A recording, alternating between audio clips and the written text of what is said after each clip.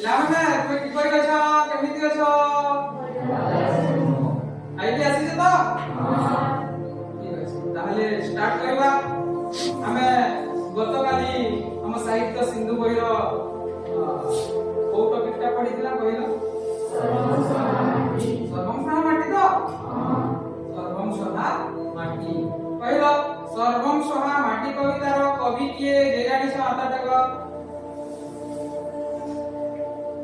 Mohanty.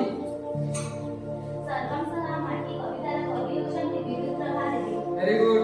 Sit down. ସର୍ବଂସହା ମାଟି କବିତାର କବି ହେଉଛନ୍ତି କିମ୍ବା ନାରୀ କବି ହେଉଛନ୍ତି ବିଦ୍ୟୁତ ପ୍ରଭା ଦେବୀ। ଠିକ ଅଛି, ତାଙ୍କ ରଚିତ କେତେ ଗୁଡ଼ିଏ କବିତା କିମ୍ବା ସାହିତ୍ୟ କୃତିର ନାମ କୁହ। ଯେ ଜାଣିଛ ହାତରେ?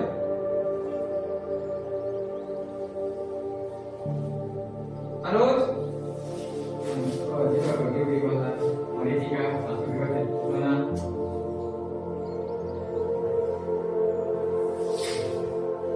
मरीचिका, बिहारसी आउ माटी पानी पवन संचयन। Very good. बस तो तांको रचित केते गुडिए कृतिर नाम होछि माटी पानी पवन संचयन बिहारसी अनेक गुडिए अछि। तो तांको रचित कृति गुडी कहला बिहारसी माटी पानी पवन संचयन। तो से संचयन कविता पाई से केंद्र साहित्य एकाडेमी पुरस्कार पाई। तो तांकर एही कविता सर्वंसहा माटी को पुस्तक रो आनित ये जानि छ हमरा को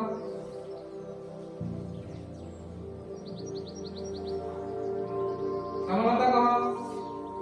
सर्वंसहा माटी कविता ई माटी पानी पवन कविता पुस्तक आनित। Very good. तांकर एही कविताटी माटी पानी पवन कवितारू संग्रहित किबा आनित। तो आमे पढिथला कवि परिचय विषय रे, तांको विषय रे आमे अनेक किछि जानिला। तो आज आमे पढिबा तांको रचित सर्वंसहा माटी कविता। कवितार गायन शैली बहुत सुंदर, तांको लेखा मध्ये बहुत सुंदर, बहुत साधारण शब्द गुड़ाक व्यवहार करिसंती, जद्वारा कि पाठक माने बहुत सुंदर भाव बुझी पारे। हम पढ़िबा गीत बोलिबा। मु प्रथमे बोलुछि, तापरे मु बोली सारिला परे तुमे माने मथा बोलिबो।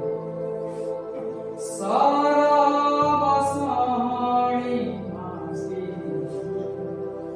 सरबसहाणी माटी सबुरी उपरे स्नेह तोर समान देखिछु আমি।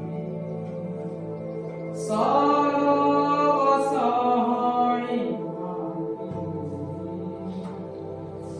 तोर मिठा पानी तो धीर पवन देह देइछि बड़ा सकति देइछि कृपति देइछि तो वचन तार।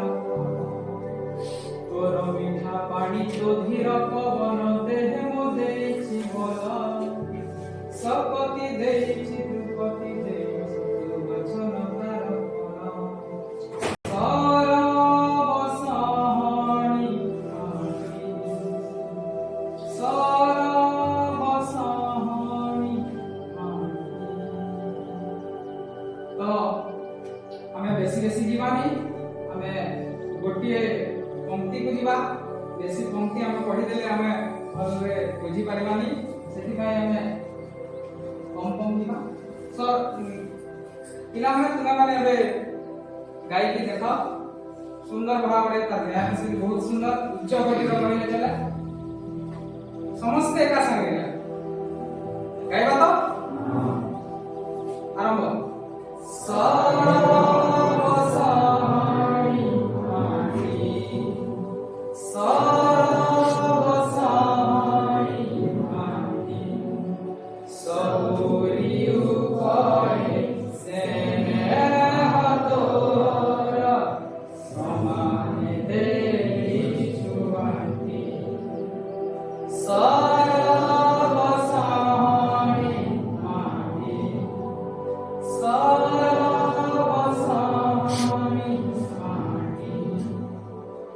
तोर मिठा पाड़ी तो धीर पवन देह मो देइछि बड़ा सपति देइछि द्रुपति देइछि तो गछलतार तोर मिठा पाड़ी तो धीर पवन देह मो देइछि बड़ा सपति देइछि द्रुपति देइछि तो गछलतार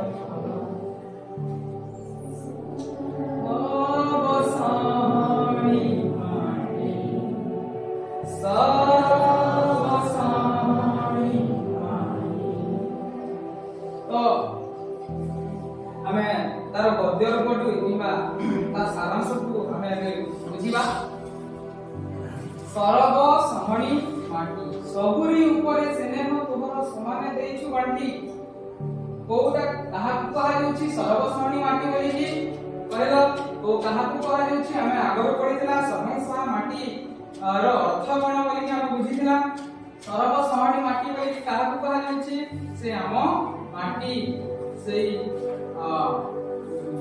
हमर मातृभूमि रो माटी को सर्वंसहा माटी बोली कि से सब किछि सही देता है सेति पई तांकू सरब सहणी माटी बोली कि काहे कि कहा जाय सरब सहणी माटी बोली कि जेहेतु से ता माटी ऊपर हमें समस्ते पदार्थ करूछु ता ऊपर कर्षण करूछु हललंगल करूछु ताको हमें चिरुछु काटुछु जेते दुख यंत्रणा देले मध्य से सब किछि सही जाय सेति कहि से तांकू हमें सर्वंसहा माटी बोली कि कहिबा किमा कवि मध्य कहिसंती सर्वंसहा माटी किमा सरब सहणी माटी बोली कि कहि ताहाकू सर्वंसहा माटी बोली कि कहिसंती से माटी मा को सर्वंसहा माटी बोली कि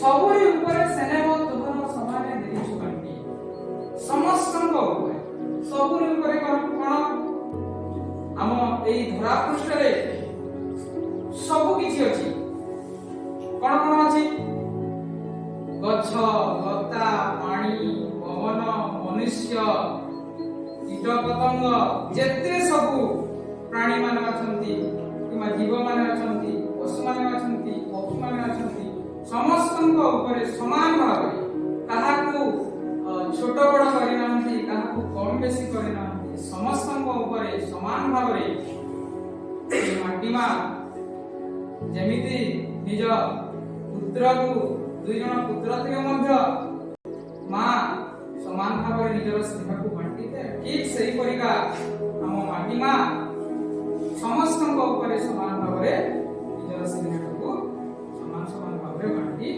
देइछि सबुरी ऊपर स्नेह द्वारा समान देइछु बांटी समस्तंक ऊपर पशु पक्षी कीट पतंग समस्तंक ऊपर समान भाव रे निजर स्नेह को माटीमा बांटीछि ता ऊपर हमें विभिन्न प्रकार के चित्र माध्यम रे देखि पारुथबो जे ता ऊपर हमें केते पदार्थ करूछु किमा हमें चालुछु